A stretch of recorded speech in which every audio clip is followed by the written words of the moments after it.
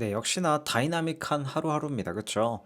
그리고 금값이 워낙 오르고 있잖아요. 그쵸? 저도 현물 금을 좋아하는 편이라서 저는 개인적으로 금 투자는 현물을 사는 게 좋다라고 생각하는 입장입니다. 왜냐면 주가를 굳이 확인하지 않고 그냥 금고에 넣어두면 알아서 무럭무럭 자라니까요. 그죠?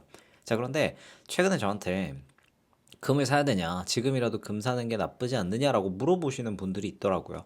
뭐, 단도직입적으로 말씀드리면 돈을 벌기 위한 관점으로 지금 금을 들어가는 건 좀 애매하다고 보지만 포트폴리오의 역할 관점에서 보면은 충분히 매수를 하셔도 문제가 없습니다. 그러니까 금이 싸서 사는 건 아니잖아요. 그렇죠? 지난 1년간 금이 얼마나 올랐어요. 그죠? 기대가 많이 반영된 상태란 말이죠.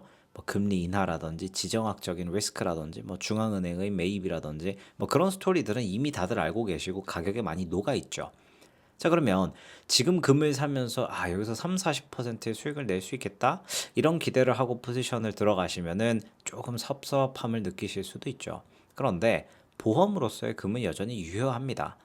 이제 금의 역할이 원래 사실 수익이 아니라 완충이거든요. 포트폴리오에서 금을 좀 넣어야 된다라는 건 이제 완충제란 말이죠. 특히 주식이 흔들릴 때, 지금같이 이렇게 나스닥이 변칙적으로 움직일 때, 그렇죠? 또는 내가 채권을 신뢰하기가 좀 애매할 때, 그럴 때가 있어요.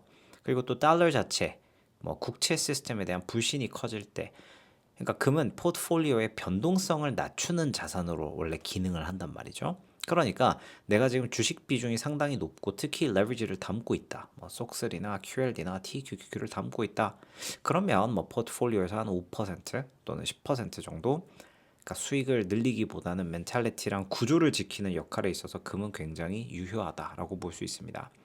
그리고 저는 이제 TQQQ 투자자잖아요. 그러니까 어, 금을 포함하는 건 맞아요. 그건 전 좋다고 생각합니다. 그러니까 수익률을 깎는 게 아니라 전략을 지속시키고, 그래서 제가 현물을 사는 겁니다. 2배 올랐더라고요. 근데 지금 이제 금을 산다는 거, 정말 상황에 맞게 사셨으면 좋겠습니다. 절대 이건 타이밍의 싸움이 아니라 비중의 싸움이거든요.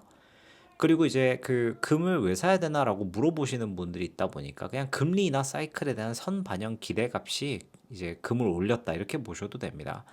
뭐 특히 잘 아시겠지만 금은 이자를 주지 않는 자산이잖아요. 그렇기 때문에 금리가 내려갈 거다라는 기대가 생기면 상대적으로 금의 매력이 커집니다. 그러니까 미국 금리를 좀 내리겠다라는 분위기를 미리 반영한다라고 볼 수도 있습니다. 그러니까 인하가 아직 본격적이지 않더라도 이 금이라는 건 항상 미래의 통화 환경을 반영하곤 했습니다. 그리고 뭐 잘 아시겠지만 현금보다 더 나은 피난처. 이제 외국 애들도 달러 가치가 떨어지고 있다라는 건 충분히 체감하고 있거든요. 특히나 이제 뭐 전쟁이나 미중 갈등이나 뭐 중동 리스크나 끊임없이 이슈가 나오고 있기 때문에 변동성 높은 주식, 애매한 채권, 현금은 인플레에 녹는다. 그러다 보니까 아무래도 실물 가치, 역사적인 신뢰를 가진 금이 이쁨 받는 것 같아요. 덩달아서 은까지 가는 것 같습니다.